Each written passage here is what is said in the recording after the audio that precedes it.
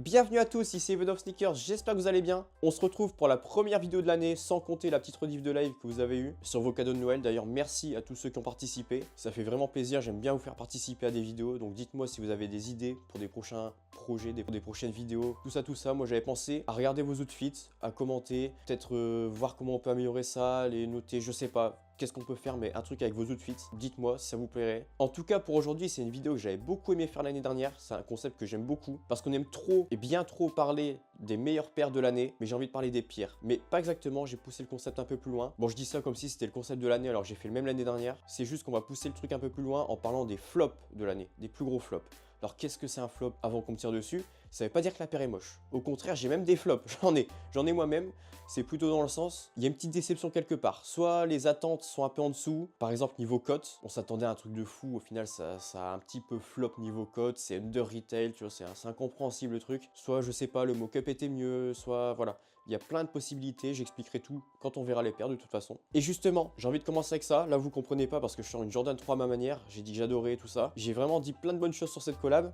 Alors pourquoi j'en viens à parler de celle-là? Alors c'est pas que les Jordan 3, c'est toute la collab Nike, Jordan, avec à ma manière que cette année. Enfin l'année dernière, on est déjà en 2025, je m'y fais pas. Donc pourquoi je les mets ici? Parce que pour moi, on est quand même sur une très grosse collab. Nike, à ma manière, c'est une collab qui n'a rien à envier aux plus grandes, comme avec Sacai, comme avec Off-White. Bon, je dirais pas que c'est aussi bien, c'est un petit peu en dessous, mais ça n'a pas grand chose à envier. Surtout sur cette collection While You Were Sleeping, 6 paires, bon 2 moins intéressantes, les Converse et les Jordan 39, ça c'est clair, ça a intéressé moins de monde, c'est normal que ça ait flop. Donc pourquoi je dis que c'est un flop? On y vient. C'est que vu cette collab, on aurait pu s'attendre à quelque chose de fou niveau revente, niveau tout ça. Et quand tu peux choper les Jordan 3 under retail, les Jordan 4 qui étaient très faciles à avoir, encore en stock sur des sites le soir même, tout ça, alors que c'est des modèles quand même de fou. Ils ont pas choisi n'importe quoi comme modèle. Jordan 3, Jordan 4, Air Max 95, Air Force One. On est sur 4 classiques, mais ça n'a pas explosé. C'est pas non plus si bas que ça sur les Air Max 95 et les Jordan 4, la cote, je crois. C'est pas énorme. Quand on voit la collab, la qualité des paires est là, les détails sont là, tout est là pour que ça soit une collab qui explose, et ça n'explose pas. Ce qui m'a fait mettre ça dans les flops, les Jordan 3 under retail en solde, c'est complètement fou. Donc voilà pourquoi c'est un flop. Alors que j'adore, voilà, c'est un flop, mais j'aime beaucoup. Pour vous dire, il y aura encore d'autres flops que j'aime beaucoup. Voilà, c'est pas forcément négatif quand c'est un flop, ça veut pas dire que j'aime pas, ça veut pas dire que c'est moche, tout ça. Ensuite, cette année, Nike, l'année dernière, je m'y fais pas.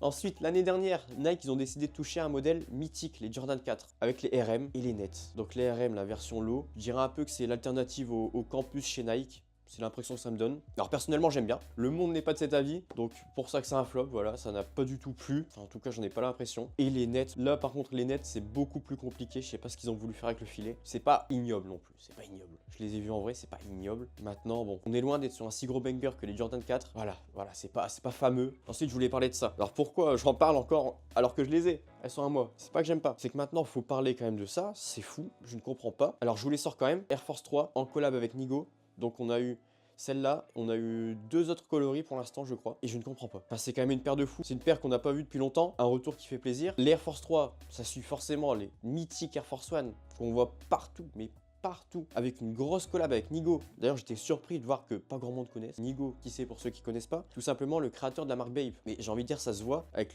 toutes les couleurs, un peu comme on pourrait retrouver sur des Babestar. Donc peut-être que c'est ça qui a pas plu, trop de couleurs. Je sais pas si ça vous plaît sur des Babestar. J'ai jamais eu de retour en fait là-dessus, mais je crois que des Babestar ça plaît. Ça plaît, pourtant il y a beaucoup de couleurs là-dessus. En tout cas, c'est très souvent coloré. On se rappelle pas des Babestar pour les coloris blancs et noirs quoi. Mais des Babestar pour moi ça plaît. Donc là, on a une grosse collab avec Nigo, sur un modèle qui suit les mythiques Air Force One, qui a tout pour plaire, il y a tout pour plaire. On a une belle boîte, une paire très sympa en tout cas pour moi. Dites-moi, mais j'ai pas vu de retour forcément hyper négatif là-dessus. Et c'est une paire qui explose pas alors que le stock est très bas. J'ai pas compris, Pour moi c'est un flop là-dessus. Ensuite, je suis le seul défenseur de ce modèle. Voilà, je le dis avant, je suis le seul défenseur. C'est un petit mix qu'on a eu, les Air Max Waffle. Et j'en vois beaucoup critiquer justement parce qu'il faut pas toucher au TN. Et que c'est pour ça que ça leur plaît pas. Je sais que beaucoup de monde préfère largement les TN. Bah après on a plus eu le temps de l'apprécier, là où c'est un tout nouveau modèle. Mais perso, je le trouve super intéressant. Franchement, le premier coloris vert, je le préfère presque à toutes les TN sorties cette année.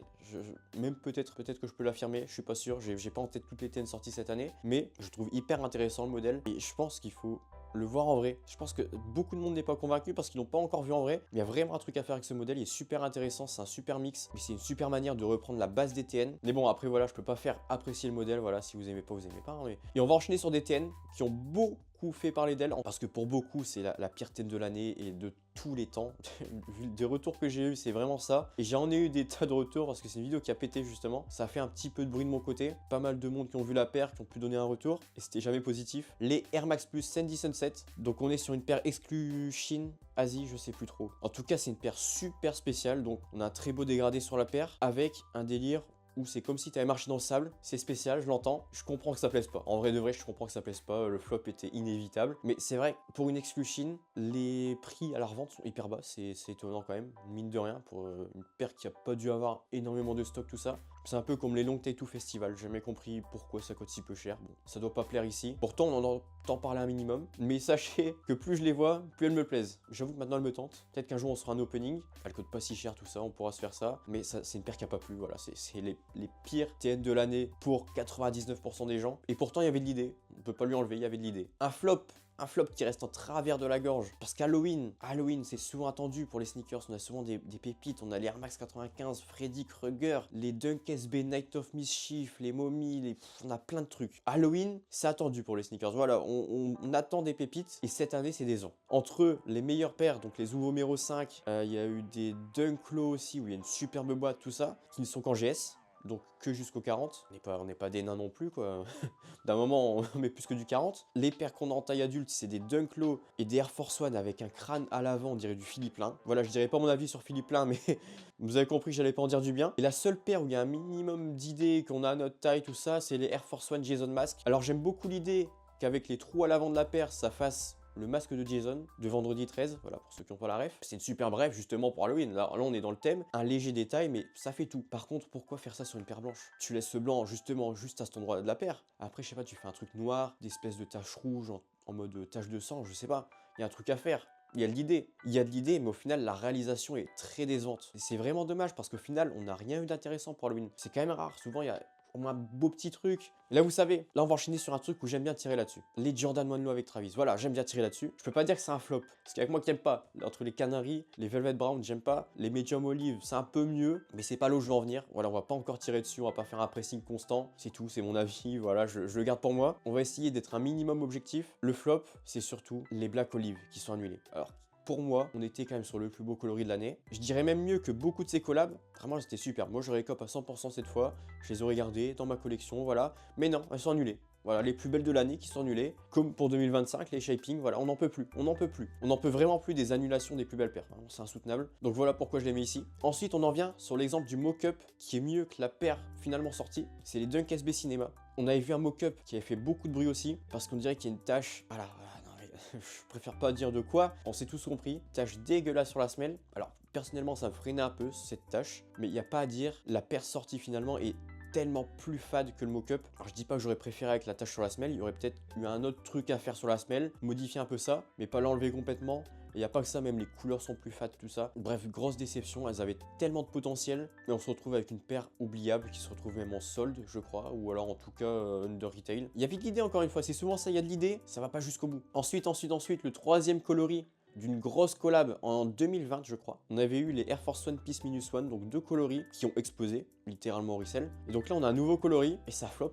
Il n'y a pas à dire, ça a flop, ça a fini en solde. Alors je sais pas si c'est niveau stock, dans tous les cas ça n'a pas trop plu, les retours que j'ai eu. Pourtant il y a de l'idée de fou, j'adore. Tous les souches de couleurs différentes, ça fait vraiment un truc, il y a des détails très sympas un peu partout. Et le fait que quand tu utilises la paire, enfin quand elle s'use en tout cas, t'as un autre coloris en dessous, c'est super sympa, ça donne une seconde vie à la paire. Donc elle a tout pour plaire. Maintenant je pense que surtout ce qui a freiné du monde à l'acheter, c'est le prix. Retail 200 €, c'est beaucoup trop pour une Air Force One. En 2024, c'est beaucoup trop, c'est insoutenable. En parlant d'Air Force One, vite fait, Air Force One Mid avec Supreme, voilà, je dis, j'ajoute rien de plus. Le peu de travail qu'il y a sur la paire, j'ajoute rien de plus, c'est suffisant. Je mets juste une photo de la paire, je dis rien de plus, vous comprendrez. Faut pas abuser quoi, faut pas abuser sur ce genre de collab. Par contre, un autre retour, mais là c'est un retour d'un classique de la sneakers. Pourquoi je le mets en flop? La cote, c'est quoi ça? Elle est sortie à 160, elle se revend 220, 230, un truc comme ça, dans les environs là. Pour un classique de la sneakers, c'est un classique, je peux pas mieux le définir. Les Air Max One chlorophylle avec pata. Je ne comprends pas comment ça peut coûter si peu cher un classique du genre. Je sais qu'on a eu 10 000 de stock sur SNKRS, je sais pas combien sur pata, c'est pas énorme 10 000. Une autre paire pour la cote, et pareil je ne comprends pas parce que la paire est ultra quali, il y a des jeux de matière, elle est super belle, super douce, surtout pour le printemps-été. C'est un modèle qui vient quand même de plus en plus, une collab, je crois même qu'il y a une spéciale box, il y a tout pour plaire et j'ai eu des bons retours là-dessus et je ne comprends pas pourquoi ça finit en solde. Les Jordan 3 Nina Chanel. Bon alors j'avais pas du tout dosé au début, je les mettais top 2 de l'année. Ma hype est un peu descendue, mais c'est pas une paire qui finit en solde quoi. Après je crois que le retail est un peu cher, je crois que c'est 225. Et on va rester un peu sur les Jordan 3 avec deux grosses déceptions là, c'est juste pour moi que je les mets. Voilà, c'est juste pour moi, je vous avoue tout. Deux grosses déceptions. Faut savoir que l'une de mes Jordan 3 préférées et l'une de mes paires préférées de tous les temps, c'est les Jordan 3 K54, sortis je crois en 2018. Alors il y a deux coloris, il y a les noirs qui sont sortis globalement, et il y a les blanches qui sont Friends and Family. Et les blanches c'est mes préférées, l'une de mes paires préférées de tous les temps. Donc tu l'as compris, on a eu les Jordan 3 K54 cette année aussi, des nouvelles, mais elles sont tellement oubliables, elles finissent en solde quoi. Enfin, juste là ça se voit qu'elles sont oubliables, alors qu'on a eu quand même des Jordan 3 de fou en 2018. Petite déception pour ma part, je les attendais beaucoup, on savait depuis longtemps qu'elle en avoir cette année et quand j'ai vu les visuels voilà j'étais déçu hein, forcément. Et d'ailleurs la deuxième Jordan 3 où je suis extrêmement déçu, les Red Stardust, juste magnifiques. Pour le printemps, il n'y a pas mieux. Elles sont juste exceptionnelles, mais elles sont qu'en GS. Pourquoi faire des paires comme ça qu'en GS? Moi, j'aurais bien voulu, quoi. Il y a vraiment un gros potentiel sur celle-là. Mais bon, Nike et les paires qu'en GS. Ensuite, pour l'avant-dernière, Nocta. Les Hot Step 2. Non, c'est une blague, c'est une blague. Je ferai pas mon hater là-dessus. Non, j'aime beaucoup, d'ailleurs. On m'a souvent dit, ouais, pourquoi tu les as pas mis dans ton top 10 de l'année? C'est un peu en dessous, mais j'aime beaucoup, voilà. Je suis pas un hater du tout de ce modèle. Non, les Air Zoom Drive passaient totalement inaperçus à côté des Hot Step 2. Deuxième nouveau modèle sorti de chez Nocta cette année. Totalement passé inaperçu. En même temps, j'ai envie de dire, il est pas très beau. Je suis désolé, il est pas très beau, ça se comprend. Mais on peut dire que c'est un flop par rapport aux Hot Step 2 qui ont tout explosé, j'étais choqué de revoir les cotes. J'avais vendu des blanches à genre 230 € quoi, pas loin de la sortie. Là je vois qu'elles sont à 400 et tout. Et les dernières, on va encore parler des TN, pas n'importe lesquelles, mais les Air Max Plus Drift, gros flop, voilà, ça n'a plus à personne, ça finit à moins 50% partout. Et à vrai dire, j'étais un peu hype au début, mais c'est vrai que c'est pas très beau. Après si vous aimez, attention, quelqu'un qui va regarder, qui va dire, oh bah je les ai, bon, sympa. Non, si vous aimez, tant mieux. Voilà, il y a des flops que j'aime bien, voilà, tout ça, mais ça a quand même flop ce modèle. Donc voilà, je pense que c'est plus intéressant de parler des flops que des pires paires de l'année parce qu'on a juste allé chercher des coloris perdus sur des Dunk Low, des Pumas dégueulasses. Ah, je suis désolé pour ceux qui portent des Pumas. Ah, le pressing il va être constant, je vais reprendre le pressing de Rapid Screw. Non, les Mostro et les Speed 4, je peux pas. Non, je peux pas. Donc voilà, on va pas faire. C'est mieux de faire les flops que les pires paires de l'année, je trouve. En tout cas, c'est plus intéressant. Bon bah. Je pense qu'on a tout dit là, on a un beau paquet de flops cette année quand même. Bon ça va, elles sont belles, il y en a des belles. Il y en a que j'ai, il y en a que je veux avoir. C'est pas méchant quand je dis flop, c'est pas méchant, faut pas mal le prendre. C'est plus, globalement c'est plus en mode, c'est en dessous de nos attentes. Mais ça n'en fait pas une mauvaise paire. Bon en tout cas, merci d'avoir suivi cette vidéo jusqu'à la fin. Merci infiniment. Encore bonne année, je vous l'ai pas encore dit de vive voix, vu que c'était une rediff de live la dernière fois et que c'était avant 2025 que j'ai fait le live. Bonne année à vous, meilleurs vœux. Que de la réussite, je vous souhaite que de la réussite pour cette année. On espère que ce sera une bonne année, on espère. C'est toujours mieux. Portez-vous bien, bonne santé également. Très important, portez-vous bien. Et je sais toujours pas comment faire une outro. Je sais pas.